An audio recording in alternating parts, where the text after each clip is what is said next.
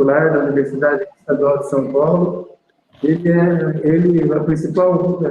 é uma pessoa que tem um empreendedorismo científico, administrativo excepcional. Ele fez estágio em diversos lugares fora do país e tem reconhecimento internacional do seu trabalho. E ele foi o primeiro presidente da BTO. No grupo que fundou a BTO, eu fazia parte, e o Calil foi eleito como o primeiro presidente da BTO. O mais importante ele ocupou até hoje, né, Calil? E ele vai falar hoje para nós sobre desenvolvimento de vacinas contra o coronavírus e a oportunidade brasileira.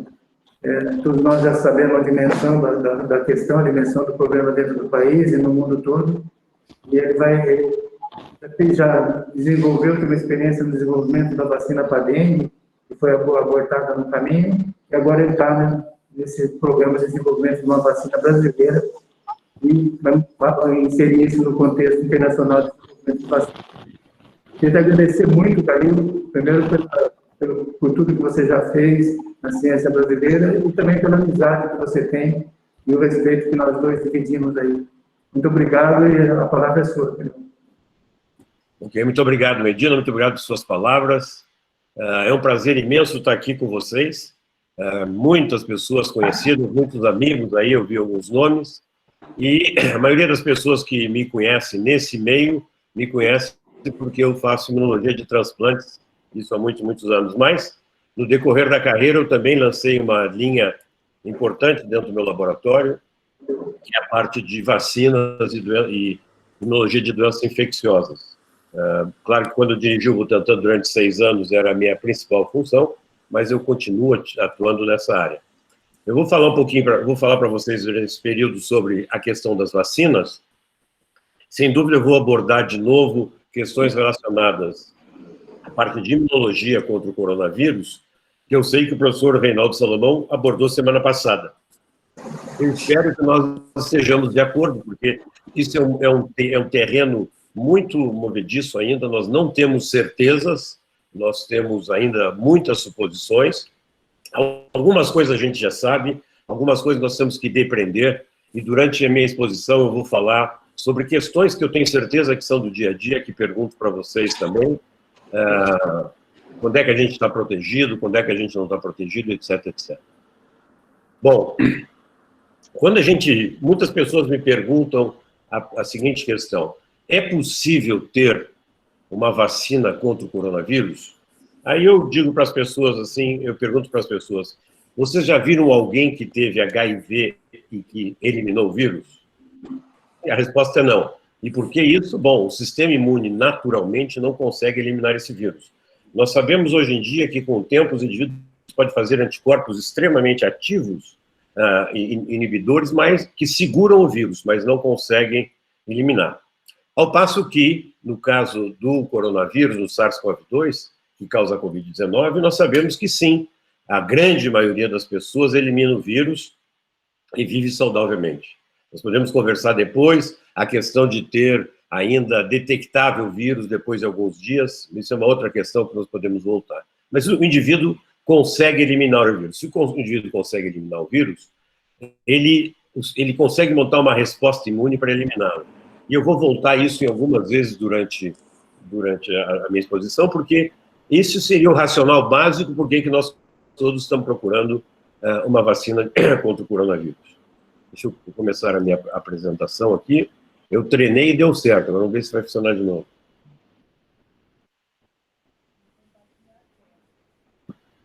Está aparecendo ou não? Ainda não, Calil. Professor, tecla no meio da tela. Agora deu certo. Agora deu. E agora está aparecendo? Agora está ótimo, Calil. Ótimo. Então, eu vou falar um pouquinho sobre o que nós estamos fazendo no Brasil, com qual racional, e também um pouquinho do panorama mundial de como é que está o desenvolvimento. Então, é óbvio, eu não preciso dizer ainda mais para essa plateia que nós precisamos de uma vacina, porque o SARS COVID-2 veio para ficar. Então, se ele veio para ficar, nós temos que ter aí uma grande parte da população imunizada por um contato com o vírus ou de outra forma. Atualmente, nós temos que avaliar, porque estamos discutindo muito sobre abertura ou não abertura em volta à atividade. É tudo uma questão de risco, eu não preciso dizer para vocês também, como médicos. Quer dizer, nós, para retomarmos as atividades, enquanto que a curva for ascendente num determinado lugar, o risco é muito alto, enquanto que a curva for descendente, o risco é menor, mas sempre tem que tomar cuidado. Nós vamos ter que, quer dizer, mudou a nossa vida, sem dúvida, nós não vamos ter aglomerações, nós vamos ter que estar sempre lavando a mão, sem dar a mão para o outro, sem dar beijinho, etc., até que essas coisas se regularizem. O que poderia regularizar? Professor, sumiu a sua tela. A minha tela sumiu? Não, voltou, tranquilo. Voltou. A internet aqui é bem forte. Bom, então, o que seria a volta à tranquilidade? Ou nós descobrimos um tratamento efetivo, seja simples e barato, e que essa doença, que é um transtorno, se transforme simplesmente em alguma coisa muito simples, como diziam alguns no começo que seria simples. Ou então a população muitas pessoas têm que ter contato com o vírus. Se tiverem contato com o vírus, elas vão parar de transmitir o vírus. E ao parar de transmitir o vírus, se nós tivermos aí 60%, 80% que não transmite o vírus, a gente cai muito a transmissão e volta a ficar uma coisa mais ou menos tranquila, que é o que a gente tem, o que a gente tinha, melhor dizendo, com o sarampo. Sarampo, nós tínhamos eliminado o sarampo em 2010 por causa das campanhas de vacinação, mas aí as pessoas, principalmente mais jovens, começaram a não querer vacinar os filhos, porque não conheciam o sarampo, não tiveram sarampo, nunca viram sarampo, achavam que não vale a pena. E aí, quando nós tivemos migrantes da Venezuela para o Brasil que não tinham sido vacinados, eles trouxeram para a Amazônia, e da Amazônia desceu para o Brasil, porque nós tínhamos diminuído a quantidade de pessoas da população que tinham sido protegidas contra o vírus, no caso do sarampo. Então, nós temos que ter uma vacina, e se essa vacina, quando vier essa vacina, nós vamos ter que imunizar a população, e nós temos que ver que cobertura que vai ter essa vacina, porque, por exemplo, de novo, se eu voltar para sarampo, é 98%, febre amarela é perto daí também, mas, por exemplo, a vacina da dengue, que a Sanofi lançou, era só 60% da população, até 56%, se for mais preciso. Então, dependendo da cobertura, nós vamos chegar a essa diminuição lá, tão famosa que a gente tanto ouve falar, imunização de rebanho, né, herd immunity, ou não. Então, vamos ver como é que essas vacinas que vierem vão ter em termos de cobertura. A segunda questão que é importante numa vacina é qual é a memória que ela vai deixar. Ela vai deixar uma memória para o resto da vida, nós vamos estar protegidos, nós vamos estar protegidos por 1 ano, 2 anos, por quanto tempo? E as pessoas perguntam, ninguém sabe, porque só a prática dirá. Os coronavírus têm a fama de deixar uma memória curta, mas nós vamos ver. E, terceiro lugar, extremamente importante para o Brasil, é estar disponível para a população brasileira. E estar disponível para a população brasileira significa que a gente entra nas prioridades de quem desenvolver a vacina e também que o custo seja acessível, né? Nós estamos com muita esperança, nós vamos voltar a falar sobre essa vacina que vai ser testada no Brasil, inclusive aí na Unifesp, que tenham sido feitos acordos que a gente não sabe os detalhes dos acordos, e que se a vacina funcionar como se espera, ela possa ser produzida no Brasil. As pessoas dizem, mas por que não fazem a tal da vacina logo? Por que estão esperando fazer? Porque as pessoas pensam que existe uma receita de fazer vacina, que seria uma receita de bolo. Ali tem para fazer vacina, blá, blá, blá. Não é. A gente sabe que tem que cuidar muito para quando faz uma vacina para não causar mais mal do que bem. Existe uma discussão ainda na literatura se poderia acontecer com os coronavírus aquilo que acontece com a dengue, ou seja, anticorpos que não sejam neutralizantes, que possam facilitar a entrada do vírus para dentro de monócito macrófago, onde eles se multiplicariam com muita velocidade, aumentando muito a quantidade de vírus. E a gente sabe que na doença em si, o vírus é muito importante para desencadear todo o processo inflamatório que vem na segunda etapa da doença. Então, a carga viral pode ser importante e a gente tem que cuidar para não fazer vacinas que deem um enhancement. A gente também tem que cuidar vacinas que não criem nenhum outro tipo de problema, como Guillain-Barré, etc., etc., e que nós podemos conversar um pouquinho mais adiante, dependendo muito do vetor e das formulações, né? A gente sabe que na história, quer dizer, se leva aí 10, 15, 20 anos para fazer uma vacina. Agora nós estamos fazendo rápido. E também a gente sabe que quando tem de cada 100 propostas de vacina, vão chegar a ser aprovadas aí 3 eu estou sendo otimista, 1 ou 2. Isso não quer dizer que a primeira vacina não será necessariamente a que ganha a corrida, e eu gosto de frisar isso. A primeira vacina ela pode ser extremamente importante para parar o surto, mas pode ser que com o tempo surjam outras vacinas melhores. O que vão ser vacinas melhores? Eu volto à questão que eu falei antes. As vacinas melhores são aquelas que induzem um sistema de defesa eficiente, não precisa ser só anticorpo neutralizante, como está aqui na 4ª linha, mas tem que também induzir resposta celular. O que a gente tem observado até agora? Que tem gente que se livra do vírus e que, para que a gente não detecte anticorpo, ou que tem níveis baixíssimos dos anticorpos neutralizantes, que nós vamos voltar ao que vem a ser. Então, se eles têm poucos anticorpos neutralizantes, eles têm outros sistemas de defesa. Quanto que é da imunidade natural, imunidade inata, quanto que é... O teu slide não está aparecendo na integral, acho que você precisa maximizar ele. Gozado. Deixa eu ver aqui. Eu não sei como é que eu vou fazer isso aqui agora, Medina. Pede para ele parar a apresentação. Você para? Apresentar novamente. Professor, o senhor para a apresentação e agora o senhor apresenta novamente. O mesmo processo que o senhor fez anteriormente. Ok, desculpe. Alguma interferência que está tendo, Calil? Eu testei a minha internet aqui antes de começar a 200 e pouco mega, então era para ser muito boa, né? Não foi esse o problema, é que uma outra pessoa compartilhou enquanto o senhor estava compartilhando. Então, enquanto o senhor está dando aula, ninguém pode entrar e compartilhar a tela. Entendi. Eu vou te contratar para ser minha assessora de informática. A sua...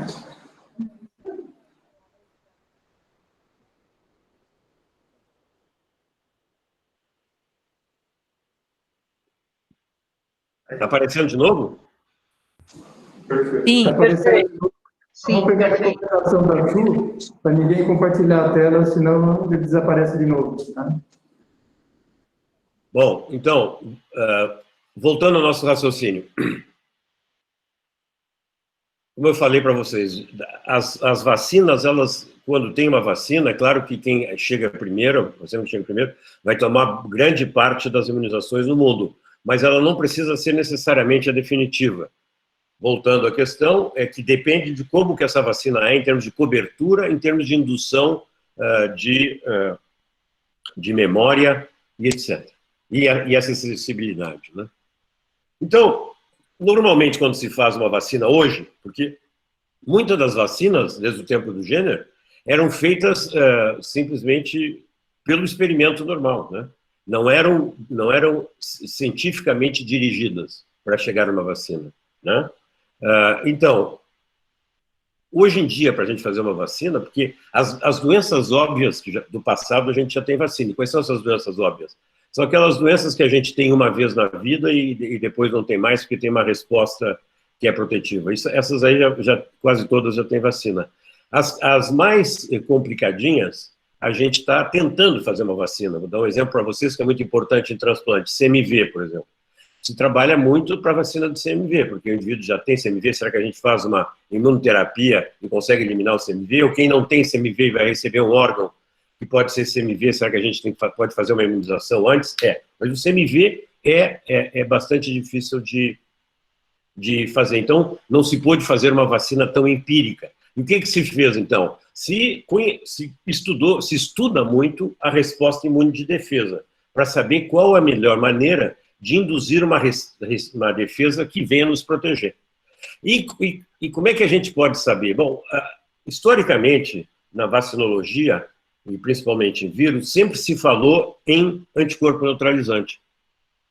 E, inclusive, tem uma aula famosa do professor Zenkarnagel, que é o Prêmio Nobel de Medicina, em que ele diz, se alguma coisa produz anticorpo neutralizante, vai ter vacina, senão não vai conseguir fazer vacina.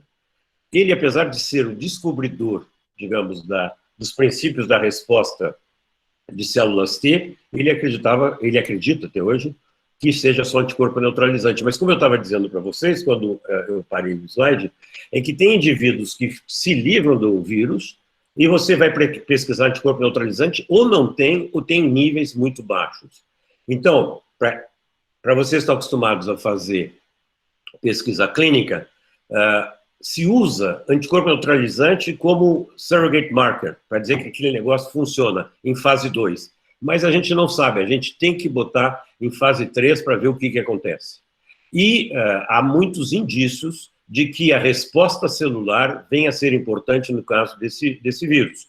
Inclusive, eu aconselho vocês a ler um trabalho muito interessante que fez o nosso amigo Alex Setti, da La Jolla Institute of Immunology, e fica lá em La Jolla, em que ele estudou a resposta celular, tanto helper, auxiliadora, como citotóxica, em indivíduos que tiveram a doença, fazendo um pool de peptídeos que ele faz informaticamente, que ele deduz informaticamente, que acho que vão ser reconhecidos, seja por linfócitos T, CD4 ou CD8. E é muito interessante, ele mostra que não é só a proteína da espícula que induz anticorpo, boa resposta a T, e que boa parte da resposta a T está no núcleo capsídeo. E também ele mostra que, o que nos traz a pensar, embora já tenha gente que já tenha feito afirmações muito claras depois dessa descoberta, ele diz que tem pessoas que, antes do aparecimento do SARS-CoV-2, tinham alguma resposta celular contra o SARS-CoV-2, muito provavelmente desenvolvida por um dos 4 coronavírus que circulam normalmente em todas as populações do mundo e que causam um resfriado comum. Tem algumas pessoas que têm uma doença mais grave, mas é raro. Normalmente as pessoas têm um resfriado comum. E o que levanta Alex Setti nessa publicação é que quem tem já uma resposta anterior poderia ter uma resposta melhor quando apareceu o SARS-CoV-2, o que poderia, digamos, explicar por que existe tanta disparidade na resposta ao vírus para as pessoas. Bom, isso aí a ser verificado. E nós temos que não induzir doença grave, que eu falei para vocês. Nós temos o caso do enhancement, que eu falei para vocês, que é um problema. Sempre com vacina a gente pensa no Guillain-Barré. E as vacinas que estão sendo testadas na China, muitas delas são de vírus inativado, em que você tem que injetar uma grande quantidade de vírus inativado, e vírus inativados são aqueles que mais frequentemente podem estar relacionados com o Guillain-Barré, né? Tirando a Zika era o Guillain-Barré, vocês sabem, à parte, muito provavelmente era a neurotoxicidade direta do vírus, porque ela não respondia à imunoglobulina, etc. Bom, e nós temos que induzir uma memória imunológica longa. Se nós pudermos estudar um pouco do que leva a uma memória imunológica, se existem alguns determinantes que sejam importantes, seria super interessante acrescentar também na vacina, né? Ela tem que estar disponível para os brasileiros. Nós temos, como vocês sabem, nosso Programa Nacional de Imunizações é absolutamente fantástico.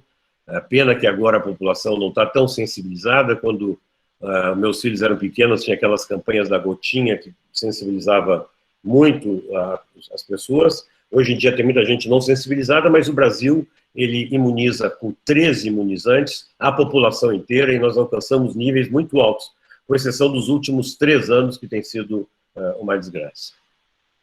E a outra coisa que tem é que, se nós tivermos uma vacina por aqui, e houver uma mutação no vírus que ocorra nessa região do planeta, a gente pode rapidamente fazer uma vacina que seja adequada para cá. Se essa vacina for feita, por exemplo, na China, talvez a China não ache que vale a pena criar toda uma outra vacina para a população brasileira, ou para a latino-americana, etc.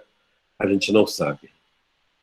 Então, eu quero lembrar, sem dúvida o Reinaldo já falou sobre isso para vocês, mas eu quero lembrar um pouquinho sobre como é que dá como é que é a infecção e como é que é a resposta imune contra o SARS-CoV-2. Então, você sabe que vírus não é um ser vivo. Por quê? Ele não é um ser vivo, por isso que a gente não fala em matar o vírus, né? A gente fala em inativar o vírus.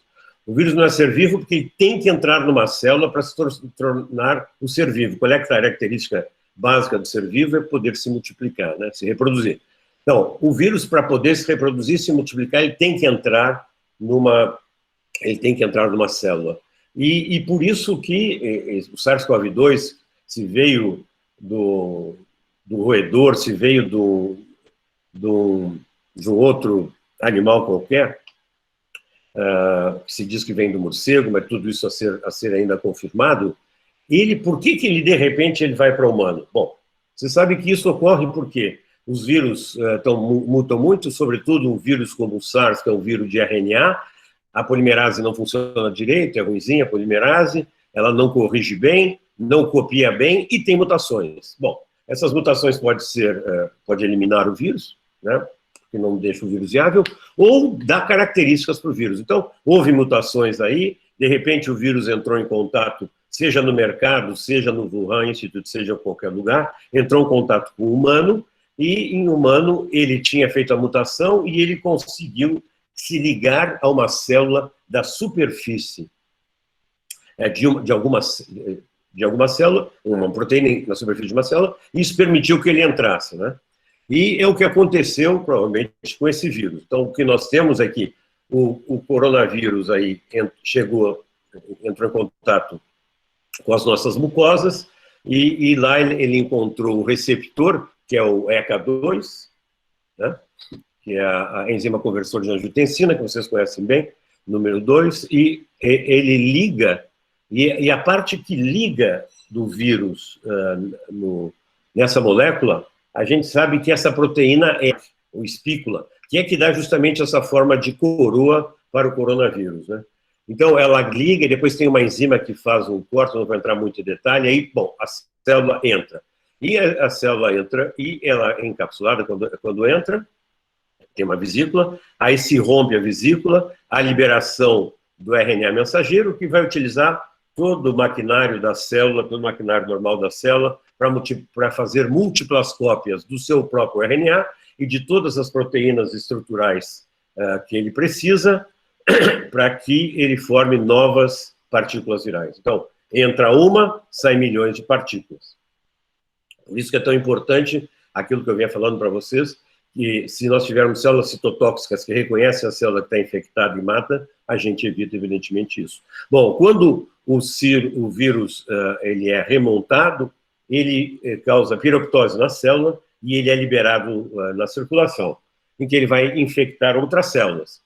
Mas também ele vai ser reconhecido pelo sistema imunológico.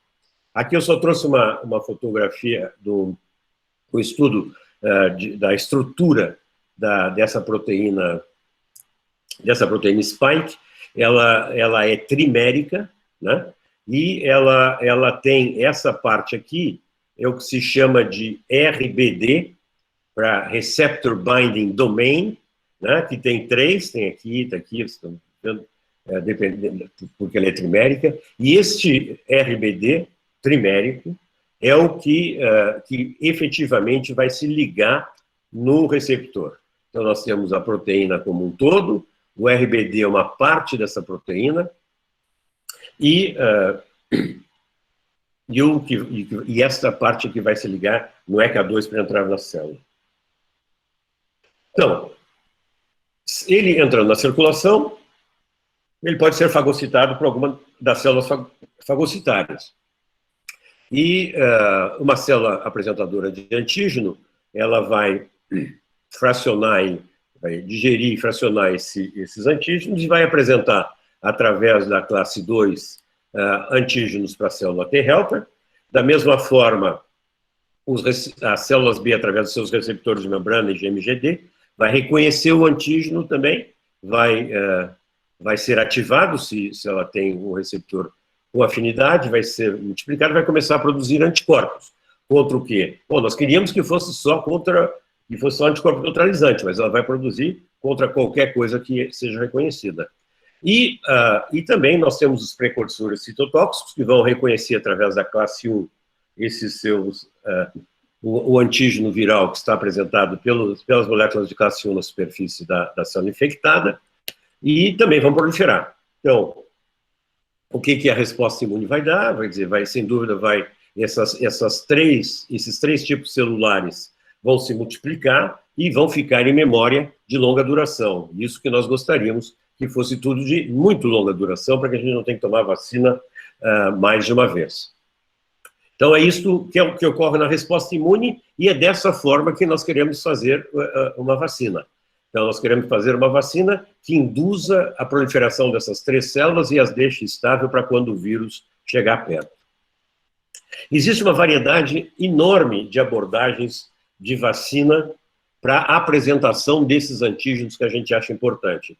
Então, antigamente, quando se fazia vacina empírica, se trabalhava muito com vacinas atenuadas, passando em animais, passando depois em cultura de células, ou selecionando, no começo, até indivíduos que tiveram uma doença branda, etc. E o que são essas vacinas? Essas vacinas com vírus atenuados, o vírus é vivo, quer dizer, o vírus nunca vive, desculpe, ele é ativo, ele se multiplica um pouco, induz uma inflamação, uma resposta imune potente, e o vírus é eliminado.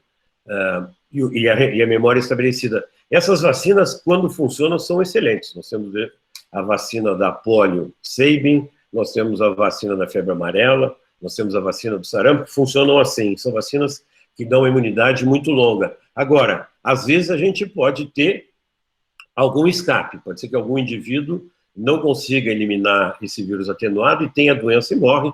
Não preciso dizer isso para vocês, tanto em polio como na febre amarela, isso é um problema. Tanto é que no Brasil, antes de voltar, porque nós voltamos a ter alguma coisa com polio agora por causa de todas as migrações, mas o Brasil também tinha eliminado completamente a polio, então o Brasil estava querendo passar da vacina da Sabin, que é vírus atenuado, para a vacina Salk, que é uma vacina de vírus inativado, porque no Brasil hoje em dia, como não tem mais casos de polio, se estava pensando, eu estava no Ministério, num grupo lá tentando estudar isso, em que a gente simplesmente estava tentando ver se a gente conseguiria passar as fábricas nacionais para inativada, porque nós temos mais casos de que o vírus fica selvagem de novo do que propriamente a doença.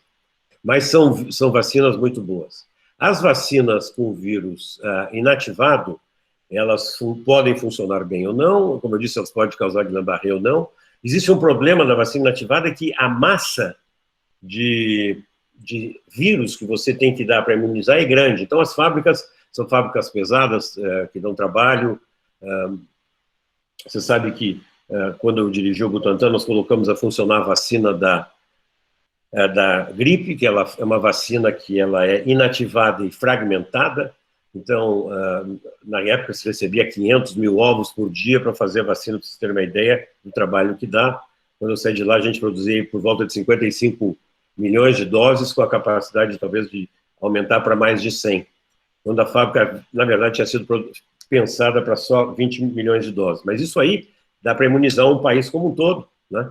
Então, inclusive, eu quero fazer uma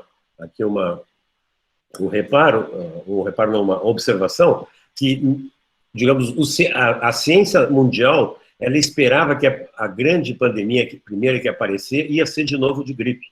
E por isso que existia, inclusive, os Estados Unidos acompanhavam a produção de vacina do Brasil, porque eles diziam, entre Brasil e Estados Unidos, a gente produzindo a vacina, a gente para uma pandemia de gripe nas Américas. E vocês lembram que teve o H1N1, H5N5, teve o H7N9 em 2015. Quando teve o H7N9 em 2015, eu me preocupei de trazer o vírus, fazer a multiplicação da semente vacinal e congelar, porque a gente achava que ia vir, assim como o SARS-CoV, né? Mas vocês veem que isso aí nós tínhamos que, na verdade, ter um sistema de vigilância muito atento. Ninguém pediu para fazer isso no Brasil. Mas como a gente viu o que estava ocorrendo lá na China, a gente trouxe o vírus, fez as sementes, guardou as sementes e fez o ensaio clínico e a vacina funciona. Então, esse tipo de coisa nós tínhamos que ter no Brasil, como existe o BARDA nos Estados Unidos. Na verdade, o BARDA veio várias vezes me visitar nos Estados Unidos para nós termos, digamos, políticas complementares para parar pandemias, né? O BARDA é uma instituição do Ministério da Saúde americano que justamente se preocupa com as ameaças externas aos Estados Unidos. Bom, nós podemos ter, então, aqui é o vírus, né? Então, tudo bem. Agora, nós podemos ter um vetor viral. Um vetor viral é o seguinte, é que você usa um vírus que não vai causar doença para que ele traga alguma proteína que você acha que vai ser importante para induzir uma resposta protetora. E todo mundo se lançou em uma de duas. Ou é a Spike, ou é diretamente a RBD. Então, quem tinha alguma plataforma para a produção de vacinas, ou para desenvolvimento de vacinas, que já estava em andamento, se lançou nisso aí. Então, é o caso, por exemplo, da vacina que nós vamos testar agora, que é a vacina de Oxford, em que eles estavam trabalhando para MERS, né, e com a proteína do Spike, aí, rapidamente, de MERS, que é um primo do SARS-CoV-2, eles foram diretamente para esse tipo de vacina, e por isso uma evolução tão rápida. Eu vou falar para vocês também, vocês verão que as vacinas que estão em teste agora, quase todas fizeram uma aposta. O negócio é ter uma resposta imunológica contra o Spike, o resto não é importante, e vamos apostar nisso. Todo mundo fez isso, né? Se funcionar, ótimo, vão ter 200 vacinas que vão funcionar. Se não funcionar, nós vamos ter que voltar de novo para ver o que houve. Então, os vetores pode ser virais, replicantes ou não replicantes, pode ser diretamente o ácido nucleico, né? Um DNA ou RNA, que leva a mensagem, ou pode ser baseadas em proteínas, pode ser a proteína inteira, uma parte da proteína, ou a proteína que a gente chama VLP, que são virus-like particles, ou seja, partículas que são semelhantes ao vírus, né? Eu vou rapidamente passar por essas vacinas, para dar uma ideia para vocês. Então, vacina de vírus atenuado é o que eu expliquei para vocês há pouco, então você atenua e usa o vírus. O Serum Institute estariam trabalhando numa vacina desse tipo. O problema das vacinas de vírus atenuado é que a parte regulatória é muito, muito longa, porque eu tenho que mostrar que esse vírus é atenuado mesmo e não vai causar doença na população. Então, a parte regulatória é muito longa, por isso que poucas pessoas trabalharam, poucos grupos, né? O vírus inativado, como eu disse para vocês, funciona, pode ser inativado por calor, formaldeído, um monte de coisa. Existem quatro institutos chineses que estão trabalhando em vírus inativado.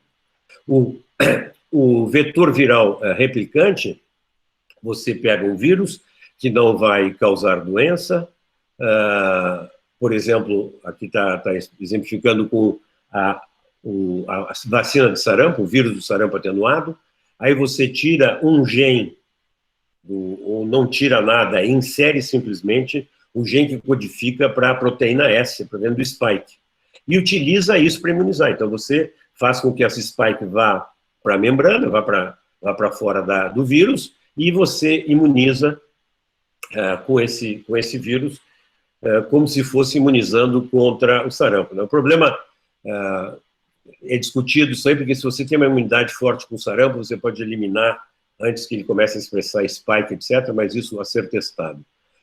O outro caso é o vetor viral não replicante. Então, isso aqui é importante, porque nós vamos testar essa vacina, que é a vacina de Oxford, que é um vírus de adenovírus que causa resfriado comum, como vocês sabem, só que é um adenovírus de chimpanzé, então não causa problema nenhum. O que você faz? Você também insere o gene da proteína da espícula, faz ele expressar nesse vírus, adenovírus, na cultura celular, e depois você injeta isto como vacina e vê em princípio, você quer induzir uma resposta forte contra essa proteína do spike. Nós temos também as vacinas de DNA. Existe, a Inobil está fazendo uma vacina de DNA com plasmídio que está já em fase clínica, em que você coloca um plasmídio que tenha o DNA também do spike, E aí você tem que colocar ele para dentro da célula com eletroporação, que é digamos, o sistema vacinal não é tão simples assim, né? Tem uma maquininha que faz eletroporação e joga esse DNA para dentro da célula, aí ali localmente ele vai produzir as proteínas virais, vai induzir uma resposta imune. E nós temos também a famosa vacina de RNA mensageiro, que é aqui representado, que normalmente ele é encapsulado em nanopartículas, porque senão o RNA, você sabe que em circulação ele é destruído rapidamente, nós temos muitas RNAs circulantes, porque é perigoso justamente por causa de vírus. Então, as vacinas de RNA mensageiro, elas são encapsuladas, e é isso o segredo, fundamentalmente, da empresa Moderna, que está em ensaio clínico com essa vacina RNA.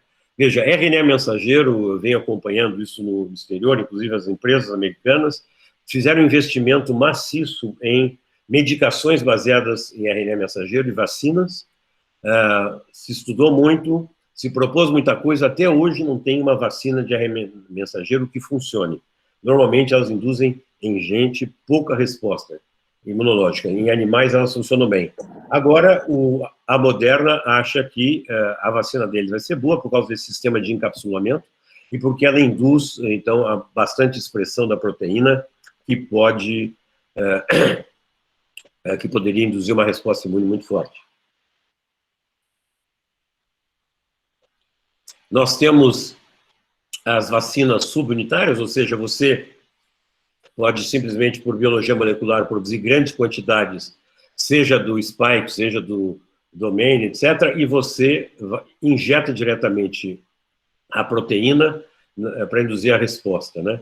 Aí tem que ver, nós não temos dados do que as pessoas estão fazendo, apesar de já ter uma vacina atualmente em teste clínico disso, mas não tem nada publicado. A gente não sabe se eles conseguiram fazer a proteína trimérica, ou se eles conseguiram uma boa resposta com a proteína monomérica para injetar e induzir resposta. E tem um outro sistema que eu acredito bastante que possa funcionar, que são as partículas semelhantes ao vírus, né, virus-like particles, em que você tem, na verdade, um vírus oco, em que você coloca na superfície.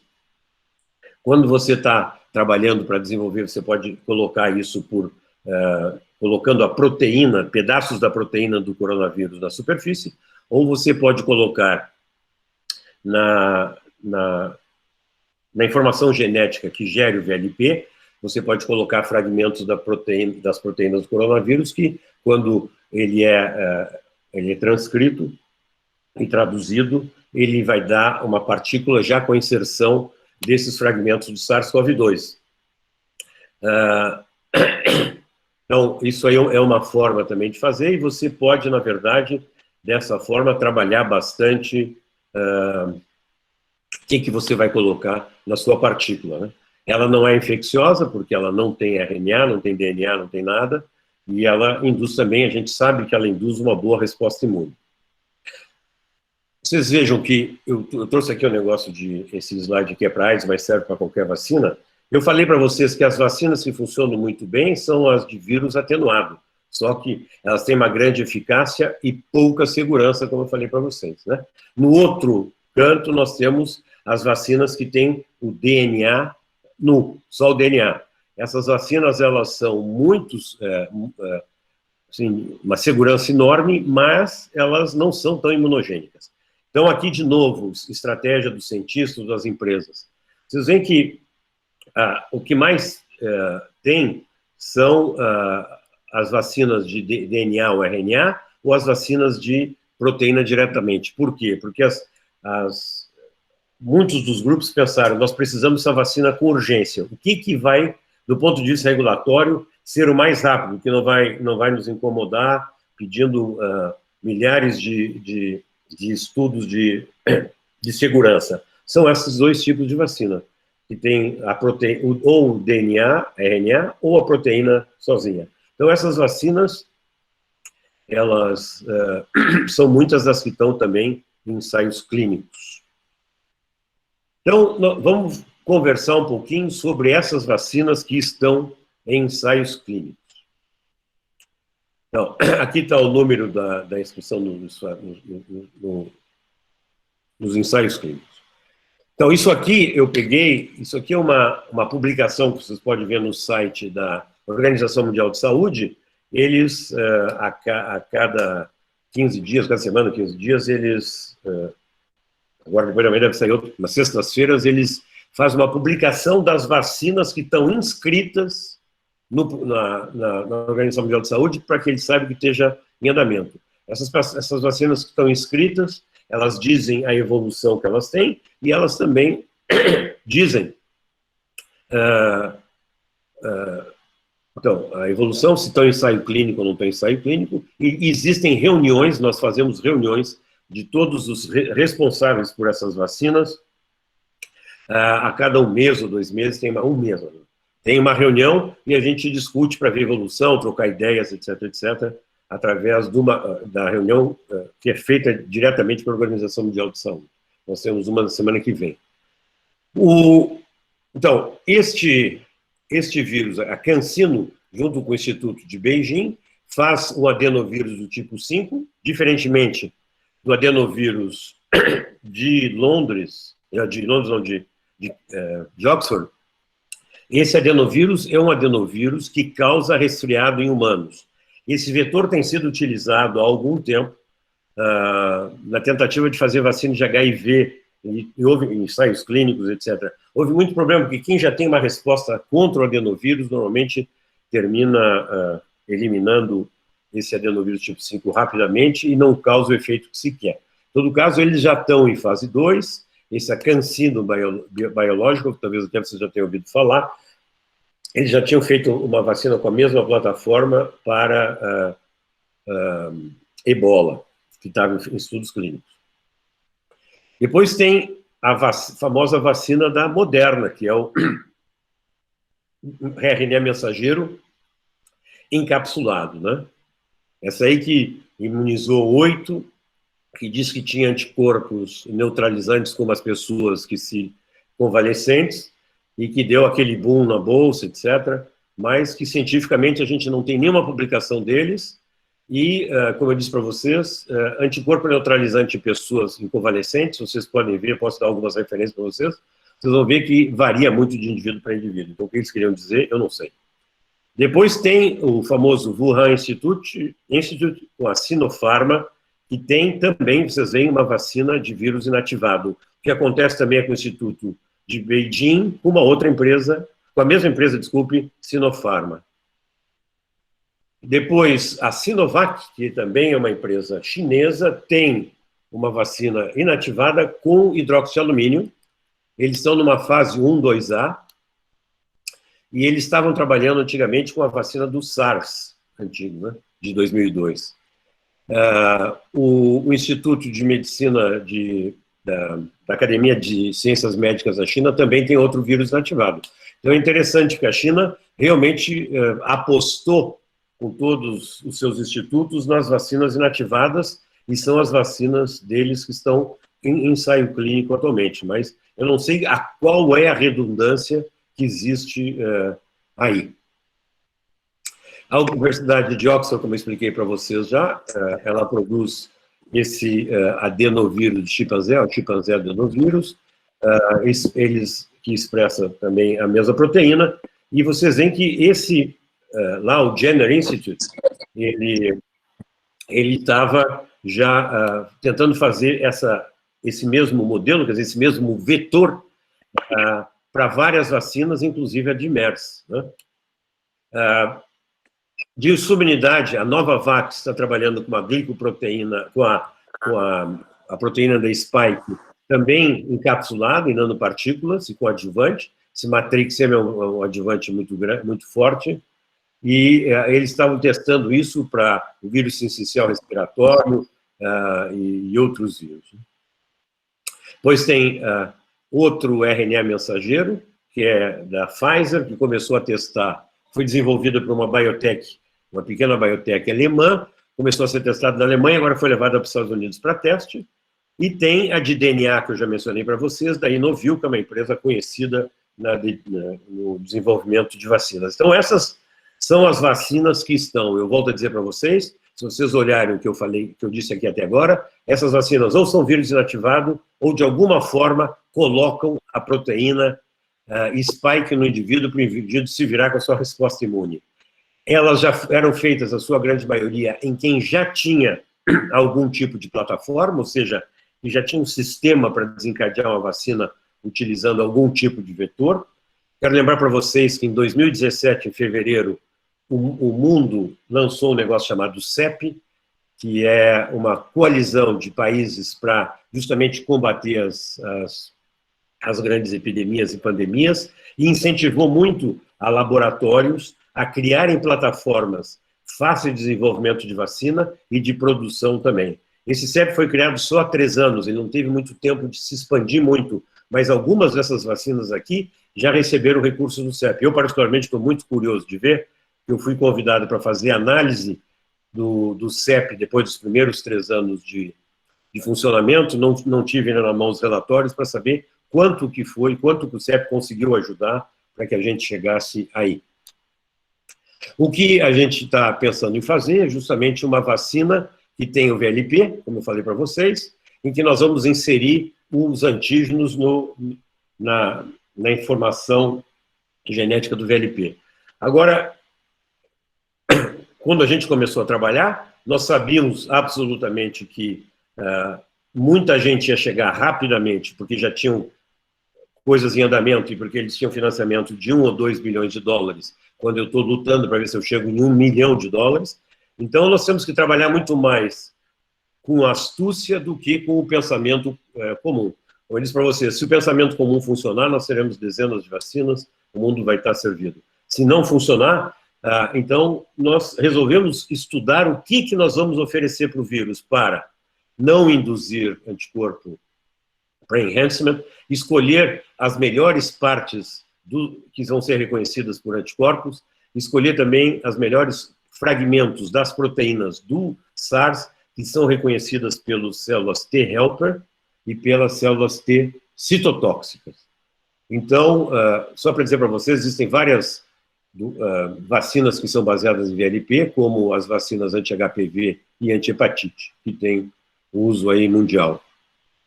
Então, o que nós resolvemos fazer? Nós resolvemos pegar o sangue de indivíduos que são convalescentes. Então, nós fizemos um chamamento por redes sociais, e as redes sociais mais importantes é a garotada Amigos dos Meus Filhos, que muita gente teve no começo dessa doença, como vocês sabem, que trouxeram da Europa e Estados Unidos, e nós conseguimos aí um pouco mais de 200 sangue de convalescentes. Nós vamos saber qual é o HLA deles, por várias razões. Nós estamos trabalhando para desenvolver anticorpos monoclonais também, contra o vírus, que pode ser uma arma importante para quem tem doença grave, e começamos a estudar tanto as células nos epitopos T, como o soro para ver quais são os melhores epitopos B.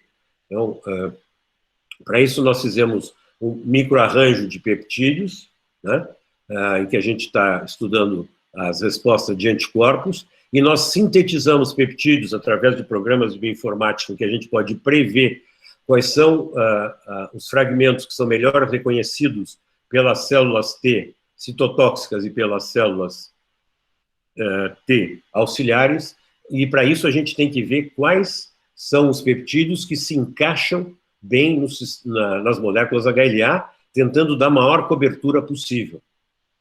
Então, nós fizemos todos esses estudos por bioinformática, nós sintetizamos peptídeos, nós sintetizamos vários peptídeos no laboratório, e agora nós vamos começar a testar isso, colocar no vetor e começar a testar isso em animais, né?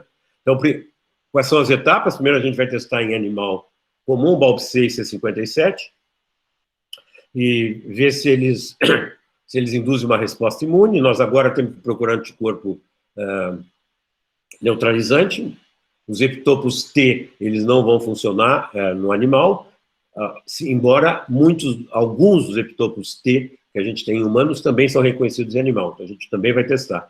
E depois de testar em BALB/C, nós vamos testar a prova de conceito, que é num animal transgênico, ou seja, que ele expressa as moléculas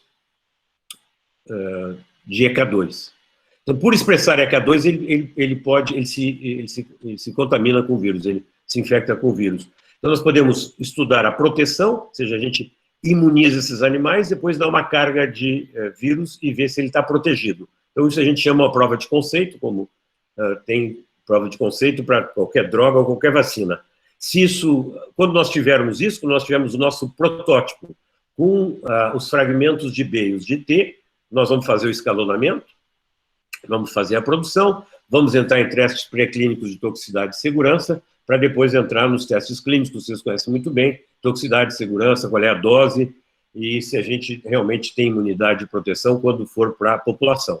Então, vocês veem que, na nossa abordagem aqui, nós não simplesmente pegamos a spike e colocamos porque nós vamos perder essa corrida. Nós estamos tentando ver se por acaso não funcionar aquela, talvez essa aqui funcione, a gente dirigindo mais a resposta imune para os alvos que a gente acha que é importante. Bom, nós estamos estudando a resposta de célula T muito com uma professora aí da Unifesp, que é a Dani Rosa, em que a gente está fazendo essas proliferações com célula T para ver o que dá. Então, qual é o cronograma? É testar as 20 amostras de convalescentes, construir os VLPs, validar, testar os camundongos, fazer a prova de conceito em ECA, escalonamento, segurança, fase 1, 2, 3, licenciamento e produção. Isso vai demorar? Vai demorar. Quer dizer, se eu pudesse importar as coisas, se a FINEP, que aprovou o nosso projeto, na verdade, o Ministério de Ciência e Tecnologia, há 3 meses, e que nós ainda não conseguimos assinar pela burocracia, se nós conseguirmos vencer a burocracia, vamos ver se a gente consegue fazer isso bem rápido. Então, lembrando para vocês que a gente tem que identificar o antígeno, produzir, testar em animais, prova de conceito, fase 1, 2, 3, até aprovação. Então, nós estamos nessa corrida aqui, em países desenvolvidos custa absolutamente uma fortuna, eu vou tentar chegar na fase 1 com $1 milhão.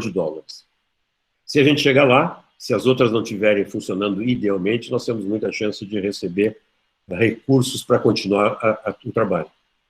Nós também vamos produzir anticorpo monoclonal, eu estou avançando no horário, eu quero ter tempo para a gente poder discutir, então eu não vou falar sobre a produção de anticorpos monoclonais, nem sobre a tecnologia que nós estamos usando, e eu só quero dizer que as pessoas que estão envolvidas, tem gente lá do nosso laboratório, tem bastante gente do Instituto de Ciências Biomédicas, a Silvia, o Edson, e o Paulo Zanotto, da Universidade Federal de São Paulo, como eu mencionei, a Dani Rosa, então, lá no laboratório do INCOR, o Edesso e a Kate, antigos colaboradores nossos, e nós temos várias colaborações estabelecidas, quer dizer, o Ministério de Ciência, Tecnologia, Inovação e Comunicações, ele criou uma plataforma de desenvolvimento de vacinas no Brasil, e pediu para o meu grupo e o grupo do Ricardo Gazinelli, da Fiocruz de Belo Horizonte, para liderarmos isso, e cada um tem o seu projeto, eu não posso falar do projeto dele, porque tomaria muito tempo.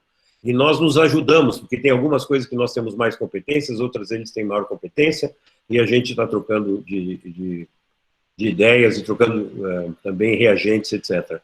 Trabalhamos há muito tempo com o La Roya Institute, que tem aquele trabalho do Alex Sete, que eu recomendei para vocês sobre célula T.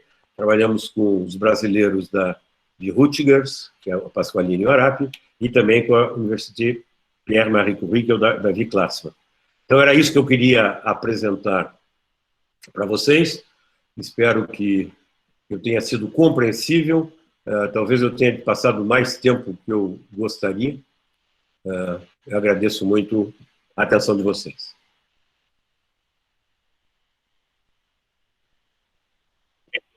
Então, Calil, obrigado pela brilhante apresentação. Nós temos um tempo, uns 15 minutos, para fazer uma discussão, fazer algumas perguntas.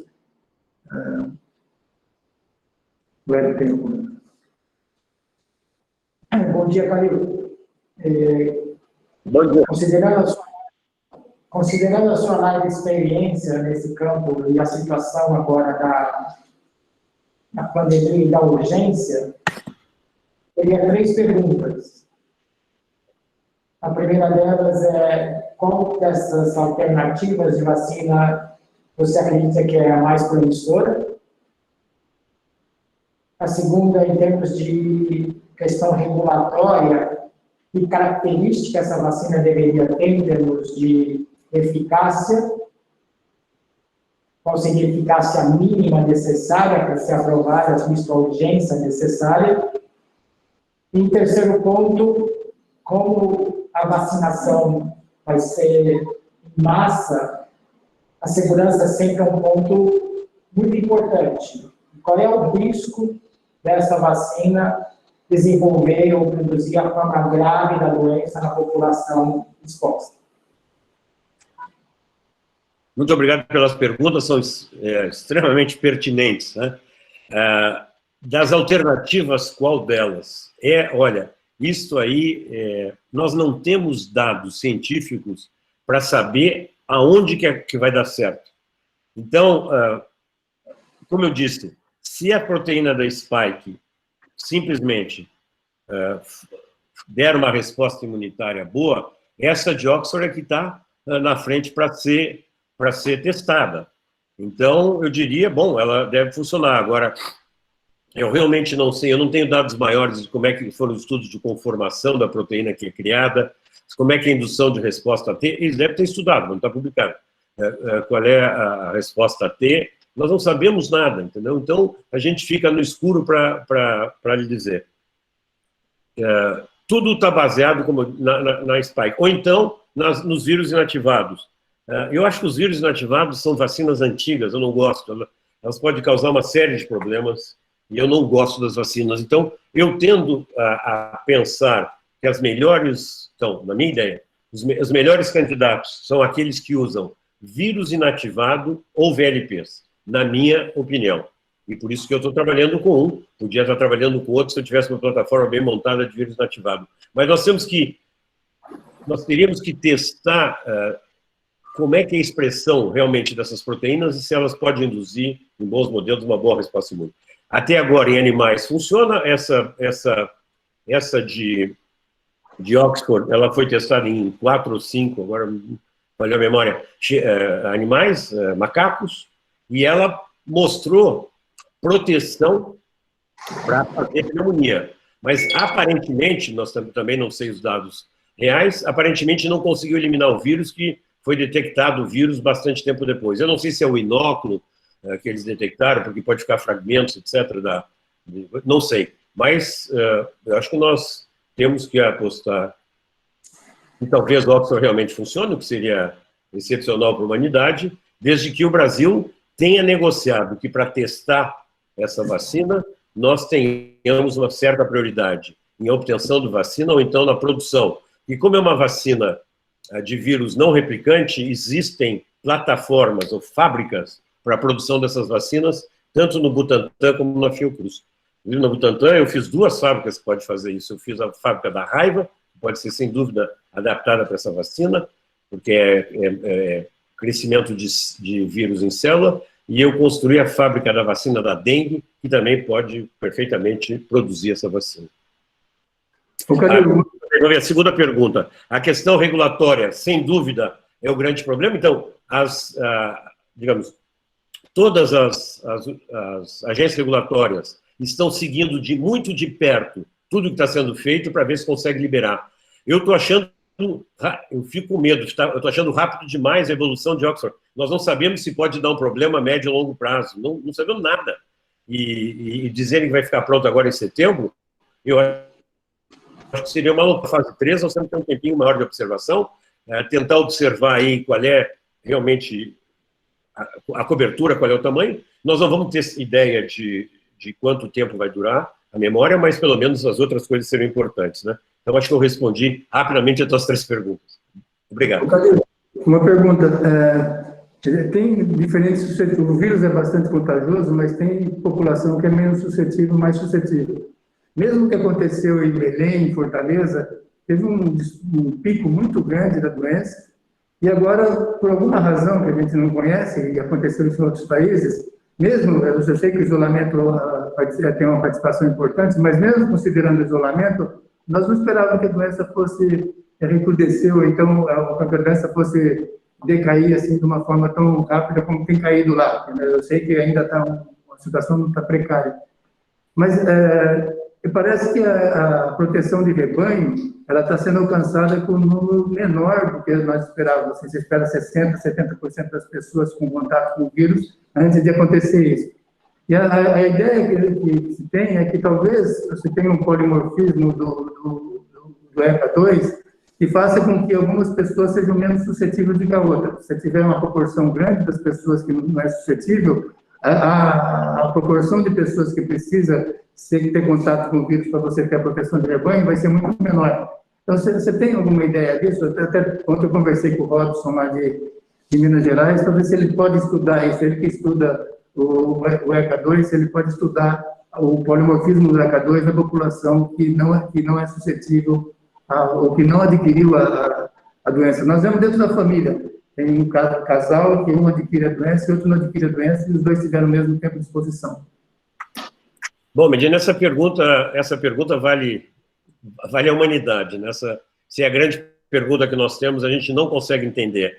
Tem várias coisas que pode estar por aí, Medina. Pode ser que tenha realmente um polimorfismo de ECA2. Eu acho que os polimorfismos de ECA2 não são em regiões codificantes. Eu não estudei em detalhe, mas se tiver, pode ser. Isso é até fácil de estudar.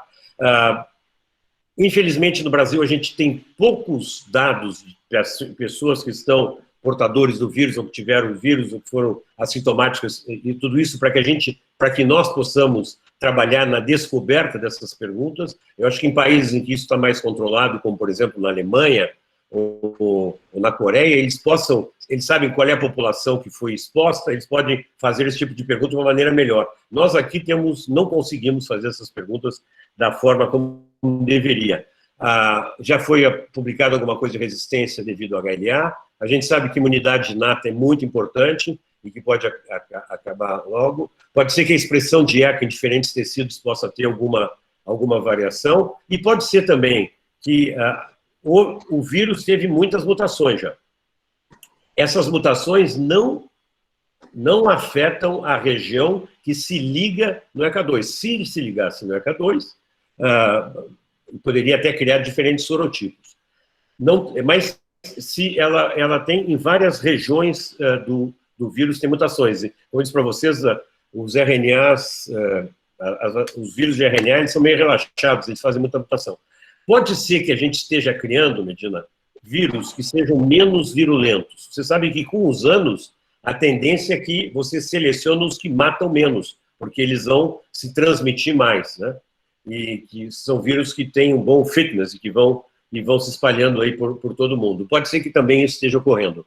Eu não sei. Agora, eu acho que Manaus, Fortaleza, Recife, São Paulo e Rio foram os que tiveram mais doença, porque nós tínhamos os aeroportos abertos, nós recebemos muita gente que estava contaminada, esse negócio se espalhou sem a gente se dar conta que estava se espalhando, né? E nós não fizemos o dever de casa, que é o isolamento das pessoas sintomáticas. Então, nós tem mais tempo para pergunta? Alguém quer se manifestar? Pode? Posso fazer, Medina? Pode, Dulce. Medina? Excelente palestra, professor Jorge. Eu tenho uma pergunta sobre um trabalho que foi publicado por Battle e colaboradores recentemente, que eles testaram em pacientes graves a ECA recombinante e tiveram uma atenuação da resposta aí da gravidade da doença. É pertinente esse tipo, realmente é pertinente esse tipo de utilização da ECA2 recombinante? Olha, eu acho que é uma abordagem também, porque a ECA2 recombinante poderia fazer o papel do anticorpo, que é bloquear a molécula do spike para se ligar no seu receptor. Mas aí eu não sei, eu não li, infelizmente, esse trabalho. São mais de 30 mil trabalhos que já surgiram sobre isso, é impossível a gente ler, mas me pareceu bem interessante a ideia. Isso aí surgiu desde o início, até. Será que alguns dos antihipertensivos poderiam funcionar, etc. Bom, se a ECA2, eu não sei a afinidade que ela pode se ligar, né? Às vezes, anticorpo tem maior afinidade do que simplesmente a ligação de agonista-receptor que a gente tem em qualquer relação celular. Se ela tiver uma boa afinidade e se ela for razoavelmente barata de produzir e tem uma boa conformação, etc., poderia até funcionar como vacina. Eu acho que poderia funcionar sim, porque ela tem o mesmo papel. Né? Existem... você vê que para TNF, anti-TNF, você tem uma molécula híbrida que tem um receptor do TNF, não precisa ser um anticorpo, desde que a gente consiga inibir antes que o agonista se ligue ao seu receptor. Poderia funcionar sim, depende de estudos de afinidade, de viabilidade, de conformação, etc. Obrigada, professor. Nada. Mais pergunta? Eu tenho uma pergunta. Eu estou sendo ouvido? Você não ouviu, vereador? Sim, Tá Hélio. bom. Eu trabalho mais com administração e economia. Gostaria de fazer uma pergunta sobre como se dá o equilíbrio entre a cooperação entre os cientistas, os institutos, e a competição / sigilo inerente a esses processos tão importantes com muitos interesses políticos e econômicos. Hélio, nós estamos falando da humanidade, né? Que tem um comportamento igual na economia e administração, como na medicina e na ciência. Tem os que colaboram e tem os que não colaboram. A tendência das empresas é não expor muito o seu trabalho. Mas, veja, o Instituto Jenner, por exemplo, de Oxford, que nós estamos falando, ele formou muita gente, tem gente de todo mundo aí.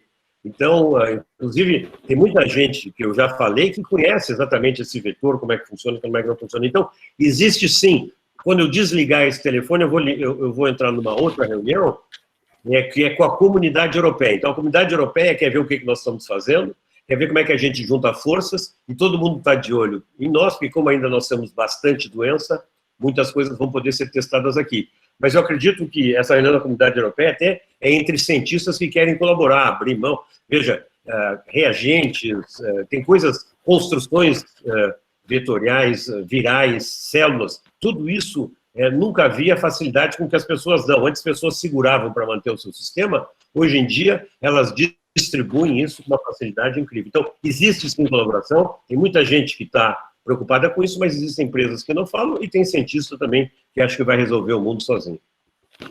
Muito bom, obrigado. Uma pergunta? O Lúcio, então. Professor, bom dia. Essas 30 mutações, 30 e poucas mutações que foram identificadas já aqui no Brasil, o quanto que elas poderiam comprometer a eficácia de uma dessas vacinas? Bom, isso sem dúvida é a pergunta que a gente sempre tem. O que eu queria te dizer é que, normalmente, esses sítios de ligação virais são pequenas sequências de aminoácidos que se ligam na ECA em pequenas sequências de aminoácidos. Muitas vezes, se mudar um ou outro, ele já não liga bem. Então, a não ser, existem casos que pode fazer isso. Quando acontece isso, aí o anticorpo que neutralizava não neutraliza mais. E aí que a gente cria os chamados sorotipos virais, né? Até agora, nós não conseguimos identificar nenhuma mutação que se dá na região de ligação no ECA2. Então, como consequência, não altera a produção da vacina, a defesa da vacina. Mas pode alterar, sim, nós podemos estar selecionando vírus que se adaptem melhor às células humanas, que tenha vários aspectos do fitness do vírus, pode ser selecionados por aí. Nós não sabemos ainda, né? Tem algumas pessoas que dizem que uma determinada mutação poderia dar um vírus mais virulento ou menos virulento. Falta nos dados para responder essa pergunta, que é, sem dúvida, fundamental. E por isso que o Brasil tem que continuar sequenciando. Nós temos aí virologistas de primeiríssima ordem espalhados no Brasil, e o Ministério da Ciência e Tecnologia, que fez esse grupo de plataforma de vacina, que eu expliquei para vocês, também fez um grupo para que a gente estude os vírus que estão espalhados no Brasil para detectar essas mutações. Calil, muito obrigado mesmo, muito obrigado a todos pela sua excepcional apresentação, muito clara. Nós vamos repetir essa apresentação toda daqui 2 ou 3 meses, seguramente vai ter uma evolução muito grande, já está convidado de novo. Eu queria convidar a todos para estar na próxima reunião, que é na próxima terça-feira, nós estamos aprendendo como lidar com a tecnologia desse tipo de reunião, e nós vamos discutir a abordagem desses pacientes em unidade de terapia intensiva. Então, aqui nós temos 2 grupos de pessoas que nós testamos regularmente. As pessoas que têm uma quantidade grande de comorbidades, que são os transplantados, onde 40% deles precisam de tratamento de terapia intensiva, e nós temos 140 funcionários que adquiriram a doença em algum lugar. Desses funcionários, a idade média de 38 anos, nenhum desses funcionários foi para terapia intensiva, 5 só precisaram de alguma assistência médica em hospitalar, e todos retornaram ao trabalho. Então, são 2 populações totalmente distintas, e nós vamos nos concentrar na próxima terça-feira qual é o tratamento, como que é abordado esses pacientes mais graves na unidade de terapia intensiva, que tem uma mortalidade muito grande, e é um dos critérios para você ter a retomada das atividades, é o número de leitos de terapia intensiva que você tem disponível. Então, nós vamos discutir esse aspecto na próxima terça-feira.